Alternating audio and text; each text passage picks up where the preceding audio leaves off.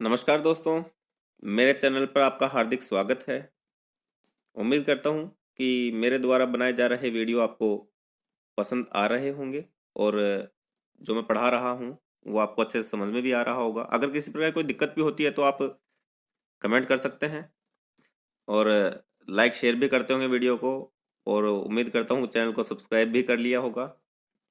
तो जैसा कि आप स्क्रीन के ऊपर देख रहे हैं, आज के इस वीडियो में हम फिराक गोरखपुरी के द्वारा रचित गजल का अध्ययन करेंगे, जो कक्षा 12 की आरोह पुस्तक है। आरोह भाग 2 उसका पाठ है, जो 2021-22 के सिलेबस में रखा गया है। बाकी 2-3 जो कविताएं हैं वो हटा दी गई हैं, लेकिन इस पाठ को रखा गया है। तो देखते हैं, एक एक गजल का हम अध्ययन करते हैं, इसकी व्याख्या देखते हैं, प्रसंग भी देखेंगे, विशेष भी मैं आपको बताऊंगा। जो बोर्ड का जो तरीका है उसके अकॉर्डिंग मैं इसकी व्याख्या करूंगा, इसका विशेष ही बताऊंगा। तो देखते हैं पहली गजल। नौरस गुंचे पंखुड़ियों की नाजुक गिरहें खोले हैं, या उड़ जाने को रंगोबू गुलशन में पर तोले हैं। नौरस गुंचे पंखुड़ियों की नाजुक गिरहें खोले हैं, या उड़ जाने को रंगोबू गुलशन में पर तोले हैं। नौरस का अर्थ हो गया नए रस से युक्त। गुंचे का मतलब हो गया कली। नाजुक का मतलब कोमल। गिरहें मतलब गांठें या बंधन या गुत्थियां। रंगों का मतलब रंग। बू का मतलब खुशबू, रंग और खुशबू। गुलशन होता है बाग बगीचा। पर तोले मतलब पंख फैलाकर उड़ना। जो प्रस्तुत गजल है वो पाठ्य पुस्तक आरोह भाग 2 में संकलित गजल से अवतरित है, जिसके रचयिता फिराक गोरखपुरी हैं। इस गजल में वसंत ऋतु का वर्णन किया गया है। तो कवि कहता है कि वसंत ऋतु में नए रस से युक्त या नए रस से भरी हुई कलियां। गुंचे का अर्थ क्या है? कलियां। नए रस से युक्त जो कलियां हैं, उन कलियों की कोमल कोमल गांठें खुल रही हैं। उन नए रस से युक्त जो कलियां हैं, उनकी पंखुड़ियों की कोमल कोमल गांठें हैं, जो गुत्थियां हैं, वो खुल रही हैं। वे धीरे धीरे फूल बनने की ओर अग्रसर हैं। जब जो कली है वो खिल रही होती है, उसकी एक एक कली खिलती है, वो फूल बनने की तरफ अग्रसर हो रही होती है। उसे देखकर ऐसा लगता है मानो या उड़ जाने को रंगोबू गुलशन में पर तोले हैं।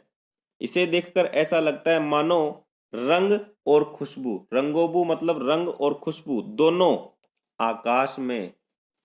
आकाश में पंख फैलाकर उड़ जाने के लिए फड़फड़ा रहे हैं। अर्थात बाग में कलियां खिलते ही क्या फैल जाती है?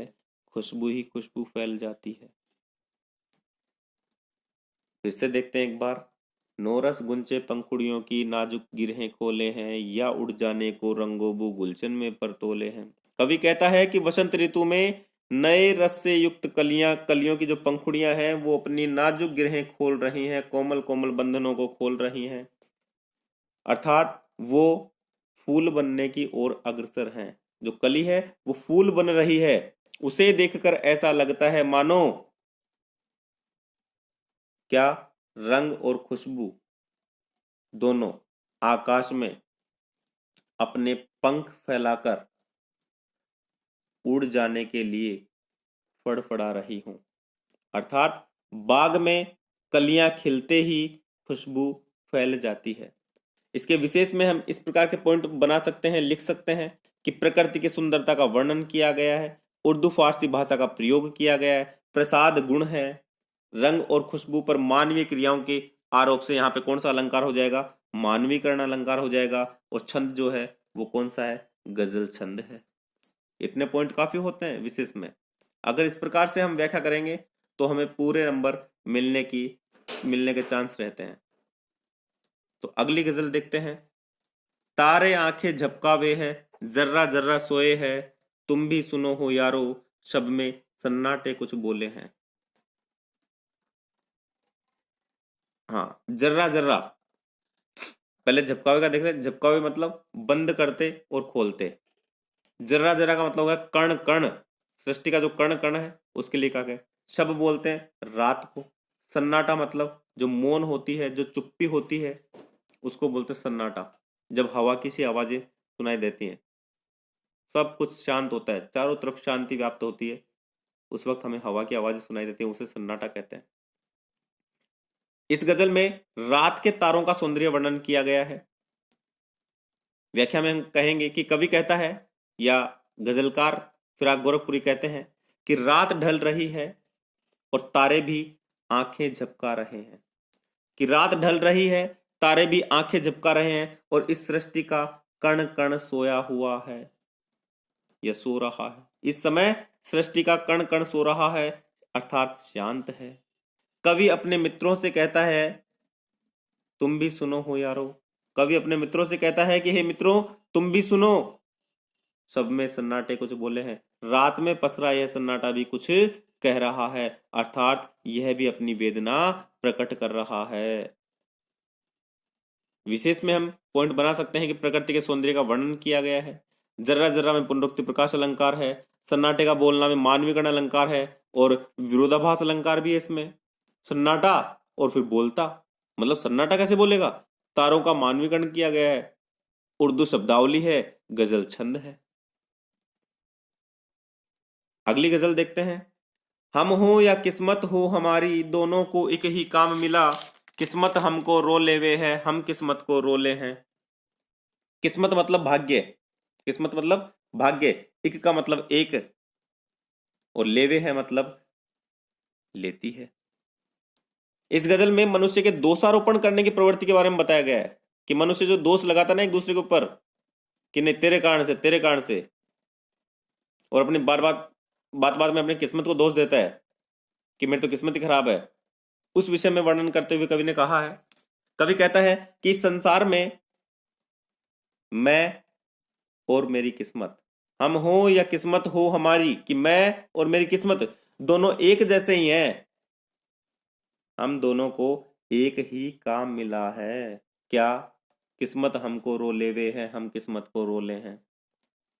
कि मेरे जीवन के अभावों के लिए मैं अपनी किस्मत को दोषी मानता हूं, इसलिए मैं अपनी किस्मत पर रोता रहता हूं और किस्मत मेरी अकर्मण्यता पर, मेरे निठल्लेपन पर, या उस मेरे निठल्लेपन को देखकर मेरी किस्मत मेरे को रोती रहती है। मैं मेरी किस्मत को रोता रहता हूं और मेरी किस्मत मेरे को रोती रहती है। मैं मेरी किस्मत को दोष देता रहता हूं, मेरी किस्मत मेरे को दोष देती रहती है। इसलिए यहां पर कवि ने दोषारोपण की प्रवृत्ति का वर्णन किया है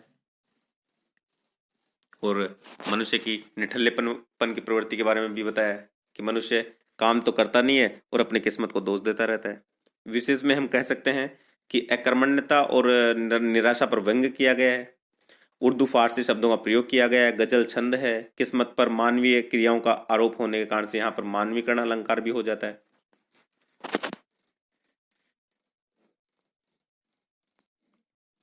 अगली है, जो मुझको बदनाम करे है, काश वे इतना सोच सके, मेरा पर्दा खोले हैं या अपना पर्दा खोले हैं। पर्दा का मतलब है यहाँ पे रहस्य, राज की बात। इस गजल में निंदा करने वालों पर प्रहार करते हुए कवि ने कहा है, इस गजल में निंदा करने वालों पर प्रहार किया है। कवि कहता है कि संसार में कुछ लोग उसे बदनाम करना चाहते हैं, कि संसार में कुछ लोग उसे बदनाम करना चाहते हैं। ऐसे लोगों को, ऐसे निंदा करने वालों के लिए कवि कहता है कि काश वे इतना सोच सकें, कि काश वे यह बात समझ सकें कि वे मेरी जो बुराइयां संसार के सामने कर रहे हैं ना, उससे उनकी कमजोरियां ही उजागर हो रही हैं।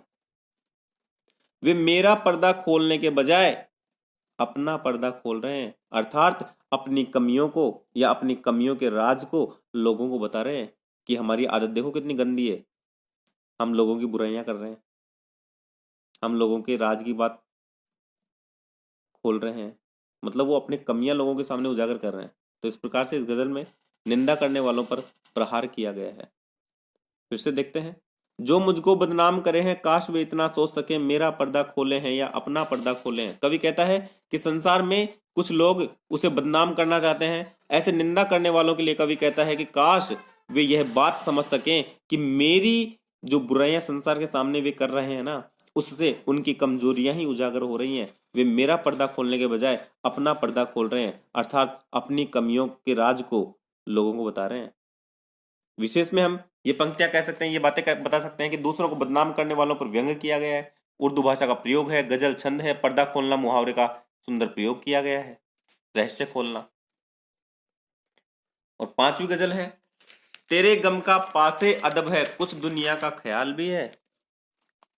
सॉरी, एक रह गई। ये कीमत भी अदा करे हैं हम, बदरुस्ती ए होशो हवास, तेरा सौदा करने वाले दीवाना भी होले हैं। ये कीमत भी अदा करे हैं हम, बदरुस्ती ए होशो हवास, तेरा सौदा करने वाले दीवाना भी होले हैं। कीमत का मतलब मूल्य, अदा करना मतलब चुकाना, बदरुस्ती ए होशो हवास पूरे होशो हवास में, या कह सकते हैं विवेक के साथ। बदरुस्ती ए होशो हवास का मतलब हो गया विवेक के साथ, मतलब पूरे होशो हवास में। दीवाना का मतलब हो गया प्रेमी, सौदा करने वाला, चाहने वाला, प्रेम करने वाला। इसमें कवि ने प्रेम की कीमत अदा करने के बारे में बताया है। क्या कहता है? कवि अपनी प्रेमिका से कहता है, कवि अपनी प्रेमिका से कहता है कि हम पूरे होशो हवास में, बदरुस्ती ए होशो हवास, हम पूरे होशो हवास में पूरे विवेक के साथ तुम्हारे प्रेम की कीमत अदा कर रहे हैं। वह कहता है कि हम तुम्हारे प्रेम का सौदा करने वाले हैं, अर्थात तुम्हें चाहने वाले हैं। इसके लिए हम दीवाना भी होने को तैयार हैं, दीवाना बनने को भी तैयार हैं। अर्थात जो लोग प्रेमी होते हैं, जो प्रेमी हैं, वह समाज की नजरों में क्या होते हैं? पागल होते हैं। विशेष में हम बता देंगे कि प्रेम के प्रति समर्पण का वर्णन किया गया है, उर्दू शब्दावली है, कीमत अदा करना मुहावरे का प्रयोग किया गया है, गजल छंद है। विशेष में लगभग वही बातें रिपीट होकर आ रही हैं, एक आधी बात नहीं आ जाती है। तो उम्मीद करता हूं कि ये 5 गजलें आपको अच्छे से समझ में आ गई होंगी। अगली 5 गजलें हम अगले वीडियो में देखेंगे। तब तक के लिए धन्यवाद। वीडियो को लाइक शेयर करना ना भूलें। चैनल को सब्सक्राइब भी आपने कर लिया होगा। मिलते हैं अगले वीडियो में। धन्यवाद। जय हिंद, जय भारत।